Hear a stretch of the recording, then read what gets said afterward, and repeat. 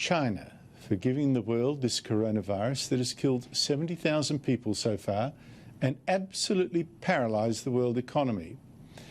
And China does have questions to answer. They're not just the questions I've raised several times before, like why did China wait weeks to tell the world about this new virus?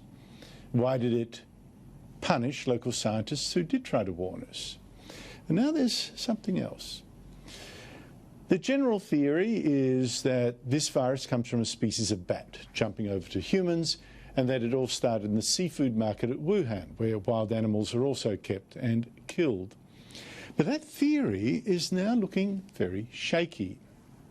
For a start, a scholar from the South China University of Technology recently published a paper saying, wait a minute, according to municipal reports and testimonies from 31 residents and 28 visitors, the bat was never a food source in Wuhan and was not sold in that market. In fact, the Lancet study confirmed that the first person to get sick had no connection with the market at all, although many, of course, later did. Now, this scholar, who used to be a postdoctoral research fellow at Harvard Medical School, no fool, said maybe the virus came accidentally from researchers in Wuhan who'd been working on bat viruses. He said one such researcher at a nearby laboratory, just 300 metres from the market, reported that he'd been splashed with bat blood and urine while researching coronaviruses, although not necessarily this COVID-19, we don't know. And he was quarantined for 14 days. But this scholar who wrote about all this has since told the Wall Street Journal he's withdrawn his paper because he had no direct proofs. But you can imagine what pressure China might have put him under to shut up. And there's more. That bat researcher who got splashed is virologist Qian Zhanghua, who works at the Wuhan Center for Disease Control near the market and has collected bats for virus research. Now, a promotional video on him suggests that it sometimes involved poor protection.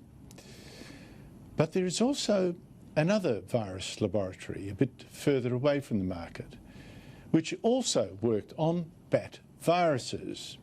Now, this government laboratory even advertised twice last year, and I'm showing you a Google translation, for people to come work on new bat and rodent viruses it had discovered, and to do research on bats and coronaviruses related to SARS, which this laboratory traced back to bats a decade ago.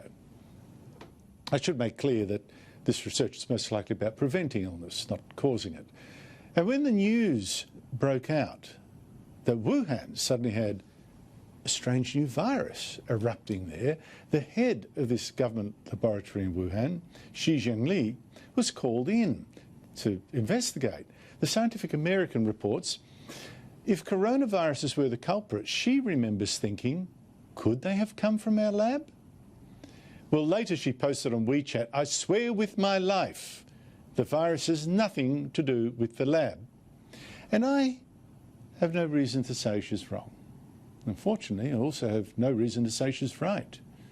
I don't know. And China is not the kind of country that would welcome a confession that one of its own laboratories was to blame for all this death and destruction. So, who knows if we'll ever get to the truth? But we must keep asking questions of China. And if that